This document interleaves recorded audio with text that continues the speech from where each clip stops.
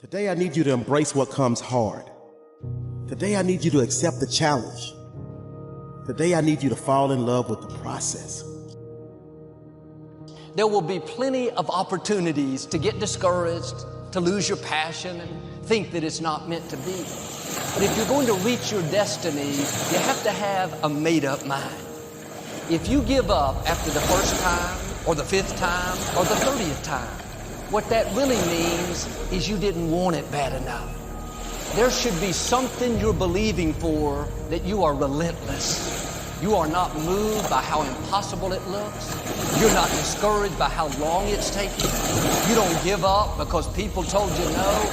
Your attitude is, if I have to believe my whole life, I am not going to stop believing. I am not going to take no for an answer. I'm not going to settle for mediocrity. I'm going to keep pursuing what was in my heart. And ask ourselves, what do I really want? What do I really want? And write it down. Writing causes thinking. Thinking creates an image. And you get these images going, you're building a vision in your mind. It's the visionaries that's changed the world. Think of that. But what keeps that competitive edge, what keeps you on top, is the ability to think and prepare mentally over and over and over again. The body has limitations, the mind does not. We focus so much on what goes on from the neck down that we forget it all starts from here. Everything starts from here. If you're not mentally ready, you're never really physically prepared. And that's where the preparation starts. What would your life be like as you look toward the future if you decided, I'm not going to allow my fears to stop me? And I'm saying to you, whatever you got to do it, because if you don't, life is going to whoop you until you surrender. So when you're young and you make mistakes, don't let them eat you up. Because everybody that done made it, done made them. You got to fail in order to win. Hey, look, man, to understand how to hit the game winning shot, you got to miss the game winning shot. You know, you got to be tough because the road to success is always under construction. It's never a clear path to success. The people who become successful are the people who have a relentless attitude. And you just got to hang in there through the bad breaks, because the bad breaks is coming, but they usually come right before the big break is about to happen. You get a series of bad breaks and it stumbles up a lot of people. My life and my success is to say to anyone, you can stumble, you can fall, you can get back up again.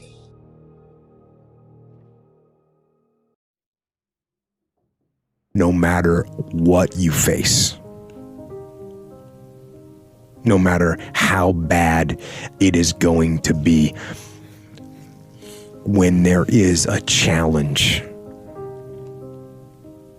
and by a challenge I mean anything in life, any challenge, anything that you're facing, the only way to overcome the challenges that you face is to start walking. Take that step every day, no matter what you are facing. Get up and start walking. I have the ability to see the end before the beginning even begins. And what that means is I know that to get to the very end, I can see it right now. So before I went to Buds and I was losing all the weight, I saw myself walking across the stage at 191 pounds. That's what I had to get to get into the door.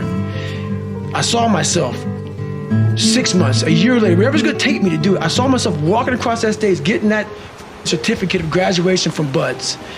And I was able to be there at 300 pounds. And that feeling that I was nowhere near that feeling, I was able to put myself there 1,000,000 times every day. And that feeling of like, my God, that is gonna feel amazing. That's what made me suffer. That's what allowed the pain to be real and say, this is worth it. I want to feel for this next 18 months. It took me 18 months to finally become a Navy SEAL, to finally, just get through buds. 18 months, it's 6 months. It took me 18. That's what woke me up every morning was, I'm gonna put myself through this much pain and suffering for a few seconds. That's all it is. A few seconds of joy. And it's so worth it, man. That's what people don't get. So I'm able to put myself at the finish line, even though I have no finish line, but at the finish line of an event before I even start to say, how are you gonna feel at the end of this? Visualizing is my biggest tool of life. That's why I've been able to put myself in cold water, put myself in a 100-mile race millions of times before I've done it. And I'm able to go through the race and see how I'm gonna feel at mile 50. Almost to the exact feeling. Right, so when it comes up, it's no surprise. It's no surprise. I've already done this a million times. I recommended the last time I was here, the little book, Richest Man in Babylon, and I said, I've lectured now to over 3 million people. Guess how many have actually gone and got this little book? Answer, very few. My best guess is 10%. Such an easy thing to do. This little book, number one, is easy to find. Number two, it's easy to buy. The most you can pay for it, $6, $7, $8. You can borrow that from your kids. But if it's easy to find and easy to buy, and if it's easy to read, why wouldn't everybody go get it? We don't know. I don't know. Nobody knows. Here's how profound it is. Some do and some don't. Now here's the numbers. About 10% do. We don't know the mystery of that. And I'm telling you, 10 years from now, those numbers will still be the same. The numbers don't change. Only the faces change.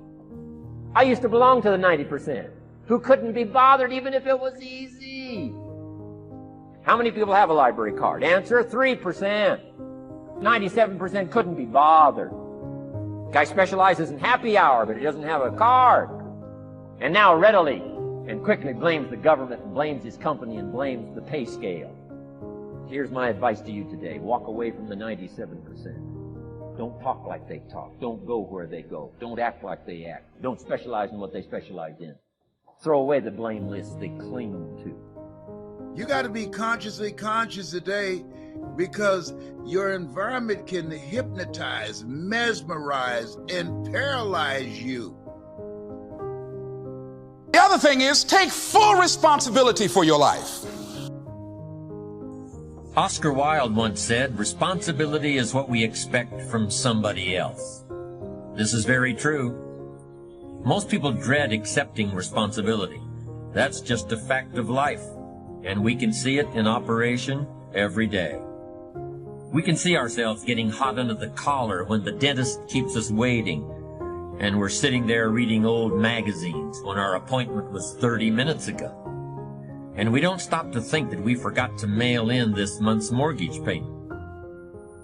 We can see ourselves growing angrier and angrier because a business contact is supposed to call at noon, and here it is almost 2 o'clock, and the phone still refuses to ring. But we don't stop to think about the calls we ourselves have forgotten to return while we've been so busy fuming. We can see ourselves writing an angry letter to the airline because a flight was delayed, but we don't write an angry letter to ourselves when we're late for something, even though that might not be a bad idea at all. Yes, we can see avoidance of responsibility all the time in both our personal and professional lives. And here's something else we can see just as often. We can see that most people aren't as successful as they wish they were. Do you see there's a connection between these two very common phenomena? I certainly do, and by the end of this session, I hope you'll agree with me. I hope you'll understand that it's in your best interests to take responsibility for everything you do.